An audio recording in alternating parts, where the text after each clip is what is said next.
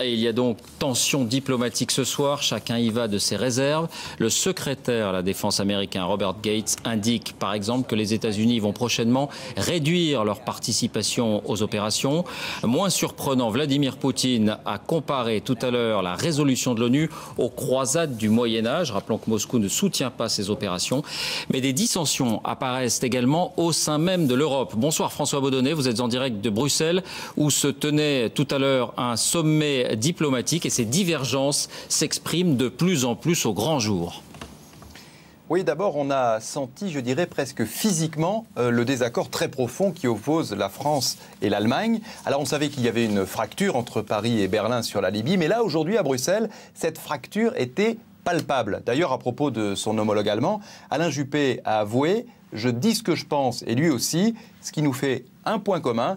Oui, et ça prouve surtout l'ambiance. Mais le plus inquiétant, David, pour la coalition, c'est que les autres pays européens, ceux qui s'étaient immédiatement placés dans le sillage de la France et de la Grande-Bretagne, eh bien, même ces pays-là commencent à douter. Ils demandent qui est le patron sur le terrain. Est-ce que c'est Washington? Est-ce que c'est Paris et Londres? Ou encore, est-ce l'OTAN, comme certains le demandent? Alors ce soir, il n'y a pas de réponse claire, ce qui est un peu ennuyeux quand on est en pleine opération militaire.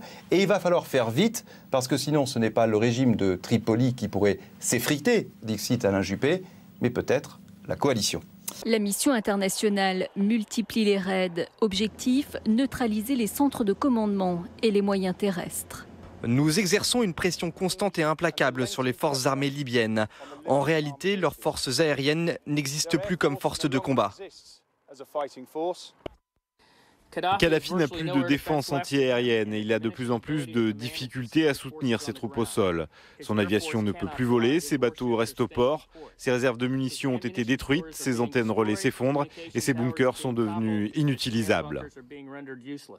Les avions vont aussi détruire tous les dépôts de munitions, tous les dépôts de chars pour essayer de couper le ravitaillement en armes des forces de Kadhafi. Et ça aussi, c'est important et ça aussi, ça joue. C'est-à-dire qu'à partir du moment où les forces du colonel Kadhafi n'auront plus cette alimentation en munitions, une alimentation en armes, le combat va se rééquilibrer.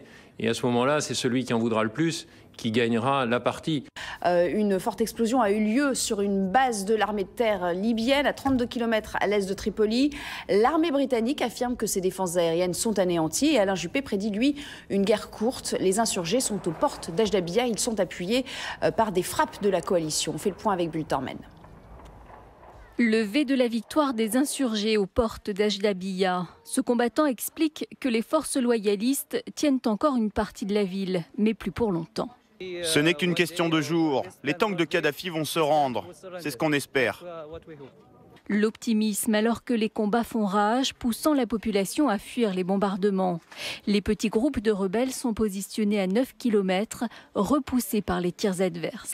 Les petits groupes de rebelles sont positionnés à 9 km, repoussés par les tirs adverses. Des adversaires repliés ici depuis que les frappes de la coalition les ont empêchés de reprendre l'avantage et de remonter sur Benghazi, le fief de l'insurrection situé à 160 km plus au nord. Soulagé. Nous réclamons une zone d'exclusion et le respect du cessez-le-feu. Dernière question, simplement sur la sortie de ce conflit qui a démarré samedi. Bien sûr, on ne connaît pas la fin du film, si j'ose dire. Quelles sont les portes de sortie possibles, portes de sortie militaires? Moi, je pense que la porte de sortie est d'abord politique. J'écoutais tout à l'heure les interventions à Bruxelles que vous avez passées. Je crois que... Mais là, je m'aventure sur un terrain qui n'est pas le mien, mais qu'il faut néanmoins trouver une porte de sortie pour le colonel Kadhafi et son régime, sinon ça ne s'arrêtera pas facilement. Et ça, c'est un travail qui ne sera pas fait par les militaires. Les militaires font la pression qu'on leur demande dans les bombardements qui vont continuer dans les jours qui viennent pour le moment, sauf si il y a une décision claire du régime du colonel Kadhafi d'arrêter effectivement les actions au sol. Alors, j'ai entendu tout à l'heure qu'il y avait une réunion du Conseil de sécurité, donc on en saura peut-être un peu plus après. À la demande de la Libye, oui. À la demande de la Libye. Mon général, merci. Le général Jean Rano, ancien chef d'état-major de l'armée de l'air, merci d'avoir été avec nous. La Libye où les bombardements s'intensifient, des missiles britanniques s'abattent comme ici sur ces images sur un char libyen. La coalition internationale, elle, à l'origine de cette intervention, devrait progressivement passer la main à l'OTAN. L'alliance l'Alliance Atlantique va bientôt faire respecter la zone d'exclusion aérienne. Les frappes au sol restent pour l'instant sous contrôle de la coalition. La Libye affaiblie ouvre la voie à une négociation. Les précisions de Patrick Le Breton. Les avions de la coalition ont effectué 153 sorties depuis l'adoption de la résolution 1973 de l'ONU qui autorise les frappes aériennes en Libye. Et peut-être une solution politique. Nicolas Sarkozy l'a annoncé aujourd'hui depuis Bruxelles où les 27 étaient réunis depuis hier. La France et la Grande-Bretagne préparent une initiative pour trouver une solution diplomatique au dossier libyen. C'est ce qu'a indiqué le chef de l'État. Oui, les 27 qui sont malgré les réserves de certains pays, donc tombés d'accord aujourd'hui sur le rôle de l'OTAN. L'Alliance Atlantique va donc prendre le contrôle du ciel libyen et donc de la zone d'exclusion aérienne. On écoute Nicolas Sarkozy. L'OTAN ne peut pas absorber les Émirats et le Qatar. C'est pas possible, ce serait totalement contre-productif, vous le voyez bien. D'ailleurs, ça c'est un grand service à rendre à M. Kadhafi que d'expliquer qu'il n'y a que l'OTAN et qu'il n'y a plus de coalition. Enfin, on voit bien ce qu'il y en est, donc on gardera bien sûr le pilotage politique et notre possibilité de déclencher des actions opérationnelles coordonnées par l'OTAN. Dans ces conditions, le colonel Kadhafi pourrait bien commencer à infléchir sa position. Hier, une délégation de son gouvernement s'est dite prête à accepter le plan de l'Union africaine réunie en Éthiopie. Il prévoit la cessation des combats et l'ouverture d'un dialogue en vue d'une transition démocratique dans le pays.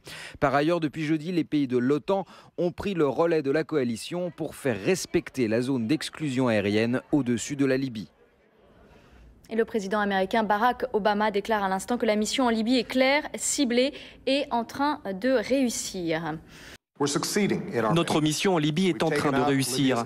Nous avons anéanti les défenses antiaériennes de l'armée libyenne. Les forces de Kadhafi n'avancent plus. Donc ne vous y trompez pas.